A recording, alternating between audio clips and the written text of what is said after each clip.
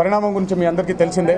నేనేదో తెలుగుదేశం పార్టీకి మనస్పర్ధలు ఉన్నాయని మా కుటుంబంలో, నేనేదో పార్టీ కార్యకలాపాలకి దూరంగా ఉన్నాను కాబట్టి తెలుగుదేశం పార్టీకి నేను మద్దతు ఇవ్వట్లేదని, ఈరోజు కొడాలి నాని తెలుగుదేశం పార్టీ విడిచిపెట్టి వైఎస్ఆర్ కాంగ్రెస్లోకి వెళ్ళడం వెనకాల నాకు నాని సన్నిహితుడు కాబట్టి నా ప్రోద్బలం ఉందని, నేను నానిని వెనకాల నుంచి నేను నానిని నడిపించి పార్టీని వదిలి వేరే పార్టీకి వెళ్ళేలా చేశానని నా మీదకి వస్తున్న ప్రధానమైన ఆరోపణ. ఇది నేను ఈరోజు కాదు, నేను గత ఒక 6-7 నెలల నుంచి నేను అబ్జర్వ్ చేస్తున్న విషయం ఇదే.